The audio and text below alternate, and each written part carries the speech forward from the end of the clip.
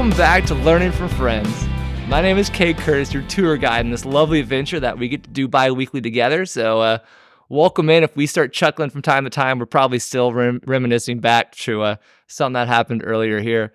So Paron is here with us today for part 2, and we are going over discussing stereotypes. And today we're going to wrap that conversation up and go into double standards that kind of bleed together because of they're very much related to each other whenever it goes into the world of conversation and living. But as those that have been here from the beginning, you all know before I get going into a podcast episode, we have my mom's quote of the day. So Mom, take it away. When asked if my cup is half full or half empty, my only response is, I'm thankful I have a cup.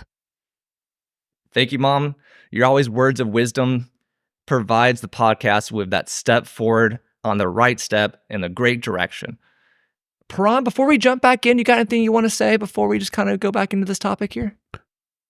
Once again, thank you very much for having me. It's an honor. Always, man. Definitely, yeah. Go back to episode number 27 and 28 if you want to hear some of the earlier stuff. Please do. But other than that, no, man, I'm just glad to be here again. And I'm having a good time with my good friend Cade Curtis. Hey, and thank you for inviting me back into your home a year and a half later after the previous one. So I shouldn't have, but I did. You made the mistake. You made choices. As I tell my live wife with all the time, you had the opportunity to walk away. We could have done that, but here we are. We have to live with the decisions, right? Oh, man. Paron, you're the best. I love it.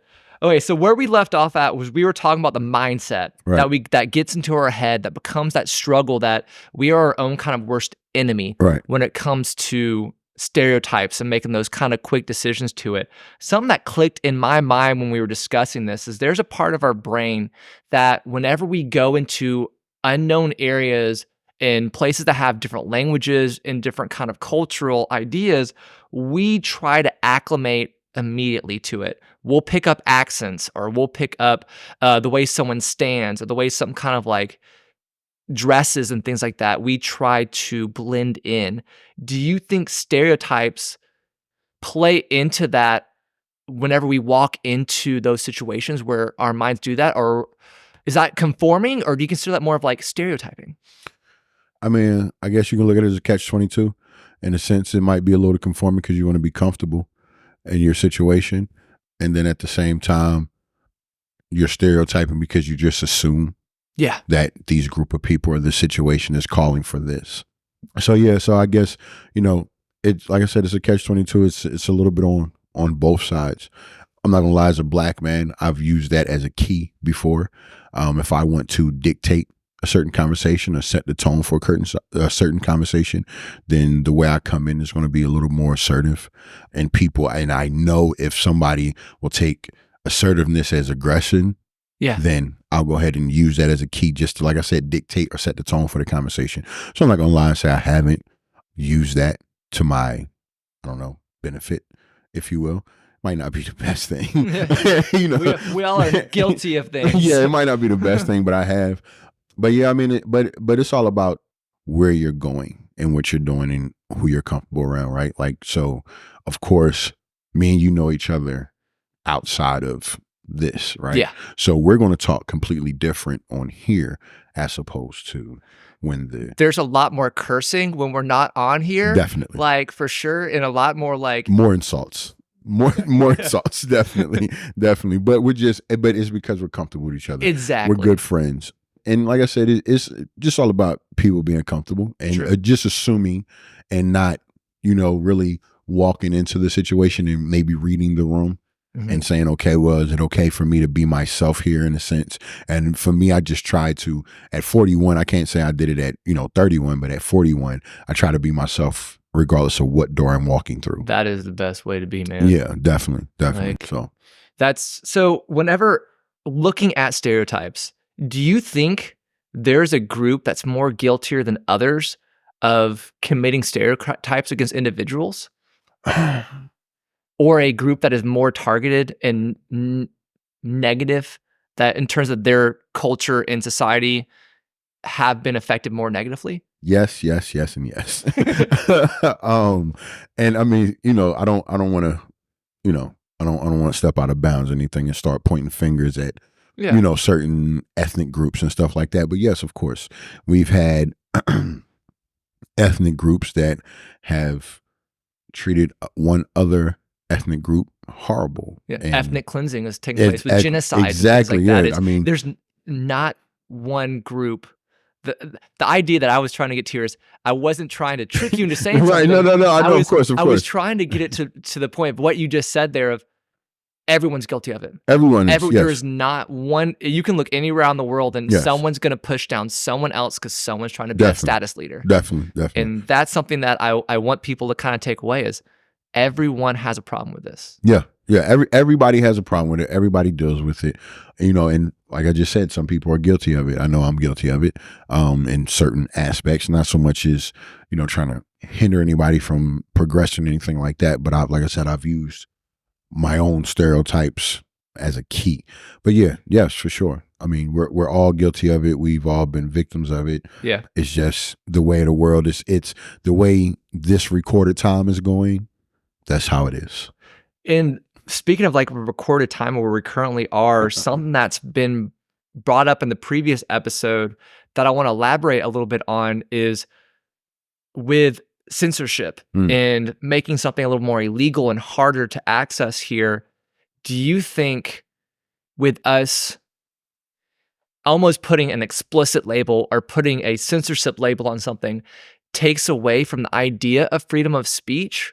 Or do you think that this is one of those positives of eliminating it because it actually helps more freedom of speech? That's a hard... Yeah, no. I mean, as an artist, listen, I want every and anybody to hear my music, right? Yeah. But at the same time, I'm going to give you a warning of the harshness that some of my music might hold, the reality that some of my music might push forward. So, yes, parental advisory tag or, censorship, I'm fine with that.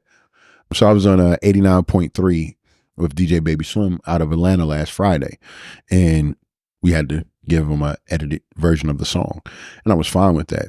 But because I know that I'm always trying to, get music on the radio and stuff like that, then I try to tailor to that, to the masses, as far as not trying to say too many cuss words, not trying to go to, if we know we got maybe a radio song that we can put out or something like that. So no, I don't think it's definitely, closing out freedom of speech. I mean, it's just a warning. I mean, everybody deserves a warning. Mm-hmm. You might not want to hear or see what they're about to display at that point in time. Now, how can we control that with stereotypes in a way? What's that filter of stereotypes? Because of that's the challenge. How do you can look at a curse word and say, okay, here's the definition of a curse word. Right. But how can you put maybe a definition of stereotype? Because that's part of that I've been reading and seeing that with them banning certain particular things without Instagram and on Twitter, and they're claiming this falls under we're going to use the word stereotype here, it falls underneath that blanket term. But how do you define what's that stereotype for filtering that? Because that's hard to do. I'm going to be honest with you, man. You really can't define it, especially when you're talking about social media. It's all based on what the people who are running it feels as though it's acceptable or not acceptable. This goes against our rules, or this goes against, algorithms. Algorithms and stuff like that or whatever. Listen, I mean, is it the FCC? Yeah. I mean, they are sticklers, but they're also very lenient. That's true. You can look at today in comparison. Yeah, definitely. So, and I mean, so that's really like, it's a judgment call to whatever platform you're on, right? And then you have to realize, like, social media is, I hate to say it's not real.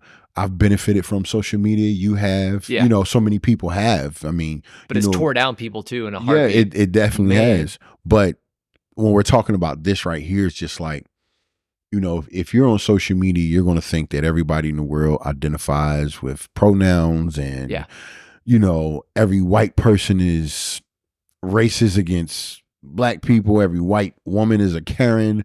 Every Black person is, like if we're trying to be rappers or something like that, like, and that's just not the case. It perpetuates stereotypes a little bit more. Oh, it definitely does. I feel like it of course does. It does. Yeah, of course it does. And that's why I want to say, like, it's not real. Yeah. Right. Like, social media is just a place where you can go and just like maybe release. I feel like it's a little bit. There was a great picture the other day that I saw. It's been around for, gosh, over a decade, of a person standing in front of a mirror, and it's an apple, and you see this bright, shiny front of the apple in this image, and they go social media, and they go, and then they show a second picture of the apple turned around, and it's just bitten the whole way through on the back, and it goes real life. Like, that's the truth. Yeah. Only the best parts of something. That's it. In the social media, but that's then, it. They're struggling on the other side. And that's why I say it's not real, man, because, like, when it comes to bullying and when it comes to just like certain words that they might try to ban and stuff like that, listen, walk down the street. I don't care if you're walking down the street in Athens, Georgia, Manhattan, New York, wherever. Reality is going to show you something different. Yeah. And I think that's a good thing. I think that's a good thing, because IG will be a thing of the past, and we've had social media platforms pop up and leave, right? But reality is always going to be here. It's true. And you have to look at it like for the past, let's say, the past 15 years, it's a certain group of people from many different generations who have based their entire life off of social media. Oh my gosh, yes. Right? Oh like, my you wake up every day and your likes to you is like a measure of status. Yep. Right? Yep. And you want everybody to see that you're doing good, when in all reality you might not be doing as good as your I believe the likes. Suicide rates have gone up since social media was created as a result of that. And that's because people are afraid to deal with reality. Yeah. Right? And listen, suicidal has always been an issue.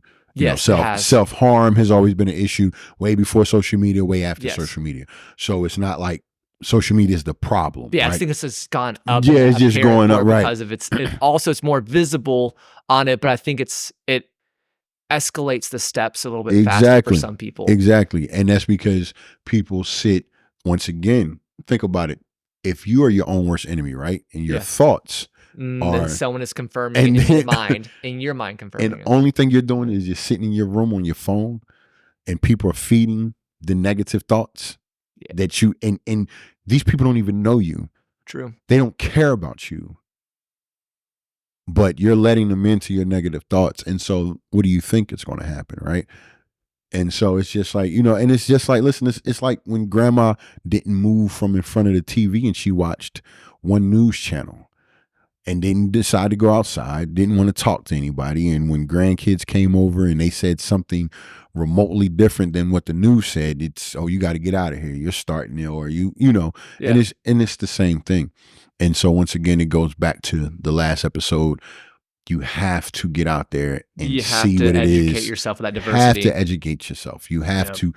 The world is a melting pot, and everybody might not like that fact, but because we are a melting pot, then listen, you're going to have to talk to your next door neighbor. Get uncomfortable, man. You're going to get uncomfortable a little Make bit. yourself comfortable in uncomfortable situations. I just got done reading a book called The Comfort Crisis. Right. And it's talking about like how as a society we've gotten so used to the same routines, the same patterns of stuff, and we don't want to leave that.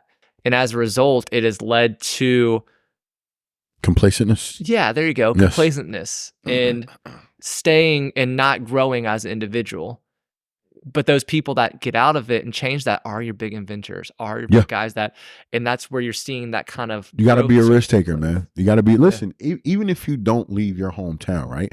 Take risk though, still. True. Right? Take risk and do something different than everybody else did from what everybody else did that's still in their hometown. Right? So you just have to, when it comes to life, you have to take risk. Period.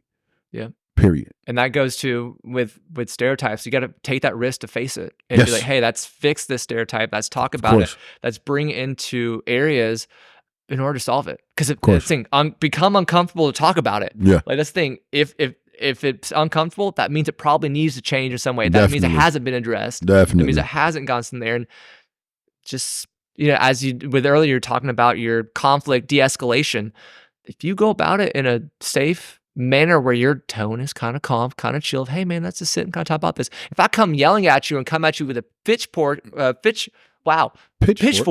we go. I get there. A pitchfork or a fist, you're just going to escalate the situation. And so cannot meet aggression with aggression. Yeah, definitely have the conversation. And then, like I said, some people are in their own way as far as just, opening their eyes and seeing what's in front of them. If they don't want to talk to you today, try again tomorrow. Yeah. And I mean, but then at the same time though, don't waste your life trying to convince somebody who doesn't want to be convinced either. This is true. So you can solve so much that you are, responsible for. Because if they're grown and they don't want to see it, then that's fine. They just don't need to see it. But, don't cut everybody. At least it becomes, in your mind, you've attempted at it. And of course, become some peace with it. Hey man, reconcile with the situation. Definitely. Entirely. So that's transition here. I feel like that's a good point of jumping to generational and talking about, you can only go so far with speaking with another individual until, you've wasted so much of your energy here. That's look at double standards here. Right. Because of, if you spent any time out in the world, man, chances are that you've encountered a double standard. Of course. Whether you've benefited from it or been harmed by an equal expectation, these double standards frequently occur in our personal and professional lives. They've perpetuated into media and can bring forming the stereotypes, whether it be age, ethnicity, and the younger generations keep continuing it forward because we keep pushing it, and different people can really make these mistakes and get away with it while others can't get away with it because and that's where that double standard comes into plays. What do you consider in your mind what a double standard is? How do you define it? Because everybody looks at it a little differently. Well, I gave a whole long spiel there. No, you're good. No, you're good. No, you're good. You're good. I mean, listen, man. I mean, we see it all the time. But the best way I can define it is me being a father. So it's some stuff that I let my 2 oldest sons do that I didn't let my 2 youngest children do. It's stuff that I let my sons do that I didn't let my daughter do. But it's stuff that I let my daughter do that I didn't let my sons do. Right. Yeah. And it's just because of the people. From a father's standpoint, I'm looking at the person, right? Is this person responsible enough to do this? Is that person responsible enough to do that? If I give this child 50 feet of rope, are they going to use 48 feet? You know what I'm saying? Are they going to push it to the limit? Right. Are they going to use 48 feet? And if I give this child 50 feet of rope, they might not even use 15 of it. True. Right. Yeah. So, and I guess from that standpoint, that's my rhyme and reason for being a double standard father in a sense. It's not to say, my daughter couldn't do what my sons could do because she's a woman. Mm-hmm. You see what I'm saying? It's just, I chose not to let you do that. I chose to let them do that because that's my reason. But yeah, man, I mean, I've dealt with double standardness all the time. It's just, I think it's just the way of the world. Is there a real rhyme and reason for double standardness? That's something that I've been trying to chase and writing as we started talking about this. About how many months ago did we start discussing this? And hey, we should do this. We should talk about it. Right. I was trying to find out, okay, in my brain, double standard, good, bad. Is there a medium ground of it? And with a stereotype, you can cut it and be okay, no, man, that's hurting and killing, entirely just destroying things. Right. Double standards are terrible and bad, but at the same time, sometimes it's a protector, as you said. It's that little here. So it's is there? That's the line's more gray there. Yeah, it's hard to be able to figure that out, and especially when you're looking at it from the lens of as you get older too, of you don't want to all of a sudden throw Jimmy, who's 5 years old, working in a coal mine, who has no idea what it's looking like, actually being down in there and trying to blow up a little area in order to get to some more whatever resource. You got John over here, who's 25, who has a little bit more strength, has actually gone to school to learn about this. There's the double standard that looks to it as old and young, right? But that's a safety. Yeah. Kind of looking at that kind of range. And as you mentioned with protecting your daughters like that, and then your sons, letting them do certain things. It is one of those ones that it's hard to define between safe and between judgmental. Judgmental, right? Exactly. I mean, like I said, that's a good question, and it's a great discussion because I guess it's the situation at hand, maybe, right? And it just falls into the situation at hand, right? So on the bad end of the spectrum, one group of people, whether it be a certain gender of people, certain race of people, right? If we're standing for something, this certain race of people, we're standing for something and we're pushing for it. And then we get it. When the next group of people comes and tries to push for the same exact thing we got, we can't stand and push back against them because they were fighting for the same thing that we were fighting for. They're fighting for the same thing that we're fighting for, right? Yeah. And they're trying to get the same respect or the same ground leverage or what have you, right? But because we've been here longer and our plight was a little harder, we can't sit there and say, okay, well, no, you're not allowed to have these same amenities or these same rights or something like that. So that's when you look at it as a bad way. And then, you look at it in a good way as opposed to, like you said, for protection reasons, right? Or now, so let's take football, for example, right? So more kids are playing flag football up until they get to like junior high. True. And stuff like that. For all type of purposes, brain developmental purposes, body developmental purposes, injuries, everything like that, right? Some people could say, oh, well, we had helmets on at 5 years old, 6 years old, and da-da-da-da-da. You guys are using that as a double standard. You're looking at it as a double standard because, well, safety purposes said you guys really shouldn't have had helmets on at 6 years old either, right? Now, when you had yeah, exactly, right? Safety purposes is saying something different. Yeah. We're still putting you guys through rigorous training and, teaching you guys the game and camaraderie, stuff like that. It's just a little less physical now compared to what it will be in the latter years. Mm-hmm. And so, like I said, it's all about your reasoning behind the double standardness, if you will. And of course, once again, I stand here as a father who has had double standard tendencies. So I guess some people could say, well, okay, well, you're a double standard type of person. So of course you want to try to find the good and bad in it. But that's just life, right? Yeah. That's, that's just what it is. Today, the music is slightly different. Now I come up in the hip hop era. We talked about that on the last episode. Yeah. So, I come from a gritty, raw hip hop era where they're talking about the stuff that we seen. Oh yeah, the visual. We seen it. I didn't have to go to music to see it, right? Because I seen it in the street. It just made it better because I was like, oh, somebody else is going through this stuff too. So that's why we picked up on it. As opposed to now, some of the music is definitely a little bit more graphic. Yeah. Definitely a little bit more violent. But they're showing it more. Right? True. So do you tell, like, all right, so if I let my 10-year-old listen to hip hop music 10 years ago, or get on a computer here and there 10 years ago, do I stop my 15, 16-year-old daughter now because it's a little bit more how it's tweaked and changed? Yeah, right?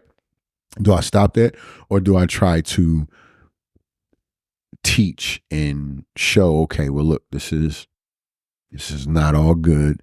This is really not reality. They're doing this for attention and likes and stuff like that or whatever, as opposed to what they were talking about was really going on. And, they were trying to make social awareness happen and social changes come about and stuff like that or whatever. So, once again, it's It's that balance that you got to keep when it comes to having double standards. And you made a good point there with looking at music. We look at celebrities right different than we look at the average Joe over here. And we hold that's almost a double standard it is a double standard, not almost. It is a double standard of they say one thing and they get hammered for it. They lose all their sponsors. They lose all this different stuff. And, Joe Schmo over here says the same thing. And it's like, oh, no one even, did anybody even hear it? I don't even care. Yeah. Like, why do we think that we put those celebrities on a higher standard?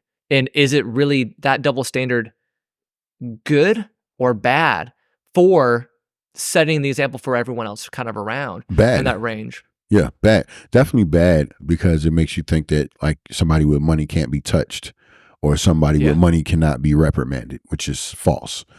And then you put the people on a higher standard, a higher pedestal, or hold them up to a higher standard, because, they are, when you're a celebrity nowadays, and I don't even know what a celebrity is considered nowadays. That's a big statement. That's a comparison to what it was 5 years ago. So let's go. We're gonna go with someone who's readily availably seen. If I'm in California and then in Georgia, and I say, "Oh, do you know so and so?" "Oh yeah, I saw them on TV." Yeah, or, right. "Hey, I've seen them on this XYZ a well-known person." There we go.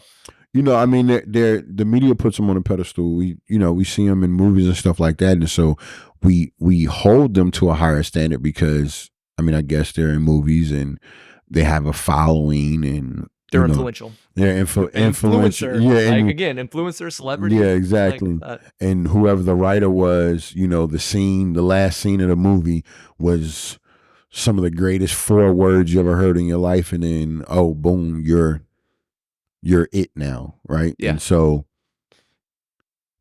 they're put up on that pedestal, and then when they do something or say something, it's going to bring more attention, right? And so everybody has their hand in the pot, right? And so if I'm an athlete and I say something that the general public is not going to like, and I'm part of a team, I'm an athlete, I'm part of a team, a nationally known team, worldly known team, and 60% of the masses are not going to like it, then that's when the crucifying happens. And yes, it does. So for people lose their jobs, people lose their careers. Yeah, exactly. They may be the best player on that field or on that court, or wherever their sport is, and then nobody will touch them. Nobody will touch them. And so so that's definitely a double standard, because if you take athletes, they would just want them to shut up and play ball or do what you want to do. But, somebody that's in a political arena can say whatever. And the crazy part about it is, like, the athlete might have more of a grassroots type of connection and understanding, right? And have real aspirations to helping communities and changing societies around him or her, because they have the platform, because to be able to reach yeah. some people a little bit better. And then you take person in a political party who the only reason why he's a senator or she's a senator or governor is because it's a family type of thing. Yeah, something that's been passed down, or they've been put in the right position for it. And you've been taught what to say, but you're so removed from it and don't understand truly. And you have no clue, right? Yeah. And that's not good, because you really should take what this athlete, man or woman, is saying over what this person is in this political position is saying. But because of the titles, you see what I'm saying? Because if of you the look titles, at someone who has just the word doctor in their thing, they get more credibility in some way. Right. And so that's just not a good thing. And I think that's a large double standard too. And I think that if you have good ideas and your ideas are not hindering and going to hurt anybody and put in debt and put anybody in a detrimental type of situation, then speak your mind. Yeah, just make someone think. Yeah, that's it. It's all about making someone think. Because they're not telling you have to do this. You have no. It's just like it's just hey, thought. This is my thought. Yeah, it's just a thought. But man, we've seen explosions off of a thought. Is that we've seen people that have like owners of major corporations and CEOs just get completely removed from the position. And mostly, yes, they needed to be. Oh yeah, definitely. Yeah. Some entirely. Some. I'm not saying. We're not gonna say any no's and all that. No. But there has been some that it's just been. Yeah, of course, it's bad. Yeah. I can't remember. I might have been out just on my day-to-day stuff, and I called my wife 2 days ago when I looked in the news and seen a former player. I'm just not going to say anything like that, but former player XYZ. Former player of a major sport who used to be an announcer and had aspirations to be a coach got fired, and it hadn't come out exactly why this person got fired from their announcing position. And, me and the wife were talking back and forth as far as like how much work he's put in and like the good deeds that he's done throughout his career as a player, coach, and announcer. And it's like, why can't he get a good break? And I was explaining to her like certain reasons why a lot of people, because he has very strong thoughts. He's heavily in the church, so forth and so on. And you know how this world is today. And, and it's just a double standard on would they take somebody else, maybe of a different gender or different race, through the same ringer that they've been taking him through. And if he didn't stand on the certain issues that he stood on, would he go through the same things that he's going through now? And that's the challenge that we run into with the double standards as well. It eliminates some people from wanting to speak. Right. It eliminates some people from those ideas that should be addressed or should be kind of talked about, but they're afraid. Right. As a result of it. Right. As you're saying with that, and it's almost like a glass ceiling in a way, or a blockade in some form or fashion that's kind of got him there. And how do we dodge and weave and figure out how to like what's good, what's bad, and how do we kind of address it in a way that is constructive? Because you can talk it out in some ways, but sometimes I don't know. That goes back to the last episode as far as stereotypes, right? You just have to get out and talk, be humans to each other, and not assume. Like that's the biggest thing, right? Is assuming. Is so dangerous. You know what I'm saying? So dangerous. Yeah, like not assume, and then try to have empathy. That's a great word, empathy. Yeah, try to have empathy. And once again, like I said, if you can have empathy, then try to understand, or even overstand is a word I like to use all the time, or whatever. Okay. Overstand. And it's like you are beyond comprehension, right? You're beyond comprehension of this situation. Like you know this situation in and out, over top, like you overstand it, right?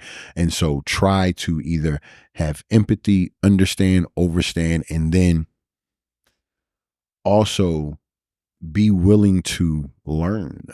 Yeah, be willing to admit you're wrong. Be willing to learn, be willing to admit you're wrong. And I mean, all that, right, is like lifelong things that we all have to go through, right? Like if you have empathy for people, then but you might not want to, hear everybody's backstory and, like that. So, I mean, it's different steps. Yeah. Everybody definitely different. has their own different approach. Yeah, different steps. And you can't sit there and just teach everybody one thing and expect that that's going to be the way to do it. No, your POV is not the only one. Yeah, it's true. Somebody gave me this quote the other day, and if I can find it, I'm going to butcher this. I apologize here. For whoever it was who told me it, or whoever actually said it too, was, you are not the most important person in the room. The quicker you can realize that, the better off you will be. Like that's like summarizing it in a shorter way, but I'm like, that's facts. Like, and not to refute anything you just said, like, hold yourself very high. Yeah. Oh yeah. You should walk through the door with your chest out, head up. Hold yourself very, very high. Oh yes. But you're not the most important person in the room, because everybody's thinking the same thing. I was about to say none of you are. Yeah. Right. And so when you realize none of you are, you learn so much more.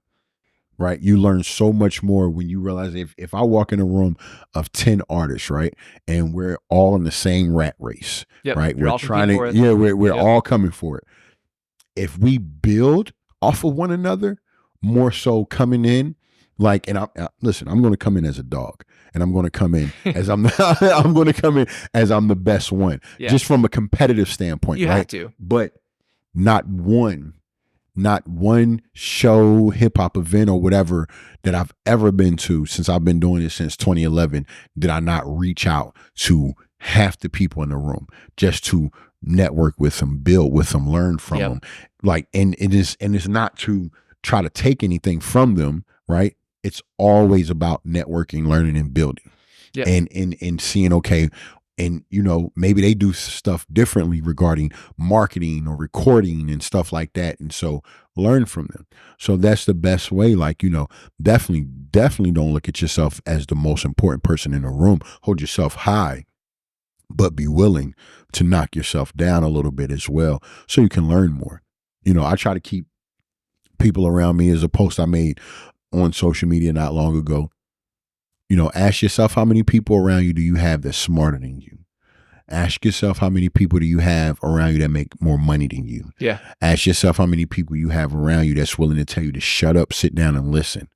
And if you have none of those people around you, you're losing. If you have nobody around you that makes more money than you and that's smarter than you, you're losing. Yeah, you're not being driven. You're not at all. If you have nobody around you that's willing to tell you to shut up and listen, just so you can, even if you're intelligent, you might be one of the most intelligent people in the room. But if you have nobody around you to tell you, oh, calm down, just listen for a second, then you're going to lose. And so that's the best way for us when it comes to double standards, is to just pay attention. Don't assume. Don't throw that first thought out there, right? And then don't think because you got to do it first that the next can't do it, right? Or don't think that you're older, so they're not going to get it because they're younger, or vice versa, right? It's something that I talk to with my namesake all the time. He's 22, about to be 23, and we're very much alike. And we butt heads on everything. we butt heads on everything. And it's because we're very much alike. Yeah. We both talk a lot, heavy opinionated. And I let him say, well, Dad, you don't know right now because it's stuff going on that it's not in your age range, so forth and so on. And then I try to explain to him, well, just because I'm not around you in your age group does not mean I'm not around people in your age group. Yeah. Right.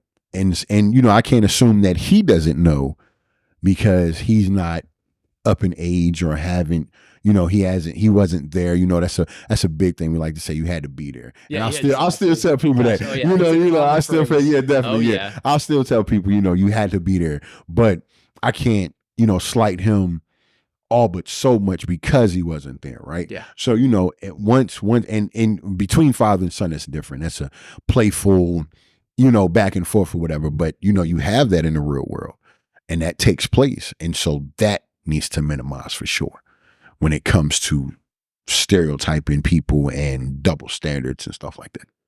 Gosh, that is perfect. Because what you just described there is you gave us an action and a baby step of how to be able to do that, to be able to address that. And yeah, as some listeners goes, you've just said the same thing 40 times over.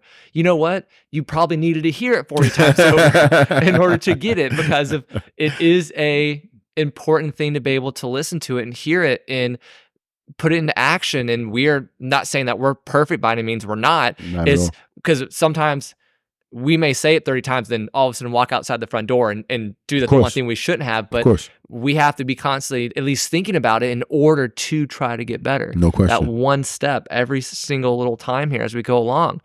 Let's go ahead and start winding down, because this is a perfect transition point of, is there things that I haven't brought up that maybe per se you want to talk about? Because there's so much out there in this world. And there may be things that I may have not thought about to ask.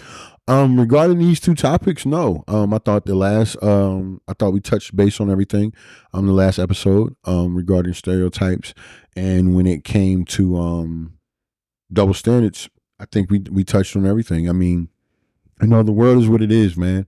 And the best thing for us to do is, if we have people in the world that we're responsible for and that we love, we do our best to keep them close. Pray for them. If you're praying people, if you're faithful people, do that. But the world is what it is, man. So I say take it every day as it comes. Leave no wasted moments. Every opportunity that you get, maximize it. It doesn't matter if you are 31, 21, 41, 51. Maximize every opportunity and don't have any wasted moments. My son, I was just speaking on when he called and wished me a 41st birthday, 41st happy birthday. He was like, "Dad, I see the gray hairs in your beard. You're gonna have to, you're gonna have to slow up a little bit." And I told him that won't be happening anytime soon, because I will continue to set the standard for him and his siblings. And it's going to be hard pressed for them to reach where I'm trying to go, and that's what I want them to do. I want them to surpass where I'm trying to go. Yep. So I will continue to set the standard, and slowing down is not in my vocabulary regarding anything. And so with that being said, just continue. Whatever you feel as though that your purpose is, go for that. Maximize that purpose, and just don't stop and put as much good energy out into the world that you can. Try not to hold on to a bunch of negativity. We're going to get negative stuff that happens every single day. Yep. And good stuff is going to happen every single day also. Yeah. It is completely up to you, because for some reason, and I don't know why, but the negative stuff lingers. It does. Even if it's small. Because it hurts. Yeah. Right. The negative stuff lingers. You may get, I'm going to use the example of, you're going to get cut. That's negative. Right. You can stitch it up and you can heal it, but that cut's still there. It's still there, right? Right. Yeah. And so it's like when you look at it, it looks like it's opened that back up. Or exactly. Like that. Exactly. Yeah. So you definitely need to focus always on the positive, the good energy that you're going to put out, because the negative stuff is forever. Once again, the good stuff is forever as well. But the cheers and the smiles, and they just seem, for sure, they seem like they're here for a shorter distance. So enjoy that more so than anything negative. Be here now. Definitely be another here great now. term for it. Yeah, definitely. And don't have your eyes wide shut. There we go. That's a good one. Yeah, don't have your eyes wide shut. Besides that, Mr. Curtis, it is an honor again to sit down with you and speak with you about life stuff and human stuff, and just to talk, good sir. Always an honor. It's always just to have good conversations is the best gift that you can give somebody is your time. And you've given me your time today to do this and to share your wisdom out there. Give the audience some ways if they want to reach out and contact or learn more about your music or learn more about your stuff. How can people learn about who Paron is? Well, I'm kind of a private person, so I don't want anybody getting in touch with me. No, I'm just playing. I'm just playing. Then we should delete this episode. Definitely. Right. No. So if you want to get in touch with me by email for, whatever it may be, motivational speaking or, just connecting and networking, you can get in touch with me at WFIBUSY@gmail.com. If you decide to delve into any of my artistry, whether it be music or video, you can find me on YouTube at Paron Jamal, ParonJamaal, as well as on Instagram, Paron Jamal with an underscore. So it's Paron, PARON_JAMAAL. If you want to type anything in regarding Spotify, Tidal, Apple Music, anything, it's just the same, Paron Jamal. Other than that, I'm definitely not giving my phone number out. So, oh man, come on! I have, social security number, PIN digits. I need it all. Once you leave here, I plan to change my number so you can't call me, Cade. So it is what it is. So 13 years later, after all this conversation, you're just gonna cut me off. Cut them off. Out of here. Last episode. Well, at least I have something to remember you by. Yes, sir. Yes, sir. No, but yeah, guys. Once again, I just appreciate everybody who will take a listen. Please continue to turn into Cade Curtis podcast, Learning from Friends. It is one of the best things I've ever done since I've been doing music, just being on radios and podcasts. So thank you again. Checks in the mail. it's coming your way for those kind words. The check is definitely in the mail. But I appreciate you, good friend. I definitely do. Hey, dude, that means the world to be able to share that and all this great knowledge and wealth. And if it finds your ears, share it with others and help change the world around us, because the only way the world can change is through our actions. And with that, that's part of the thing that I'd say with this podcast of I'm letting people share their joys, their passions. And with that is my way of giving back into the community, because I sometimes have way with words, and sometimes I stumble over my words. As I'm sure you've listened through some of the podcasts, you're like, he just said like 18 words that could have been said in 2. Like, what in the world? But that's okay. So for that, this is where I'm going to end it out with saying, guys, if you want to reach out to me, you can do so at cade, which is spelled CADE, at learningfromfriends.com. I have a Twitter page, which I rarely ever use, but it's there. I've got a Facebook page, Learning from Friends. I've got a Patreon page if you would like to contribute in any way, form, or fashion. I'm still waiting for that $1 million to come through from, who knows where, but if they don't ask, you don't know, and you don't ever get it. So, $1, $10, $100, whatever you're feeling best about. I would love that support here, but I'm not requiring it at all. All I care about is really you enjoying this. So that's Leave Out here with, my name is Cade Curtis, your tour guide in this lovely adventure that I like to call Learning from Friends. And most of all, don't forget, let your curiosity fly high.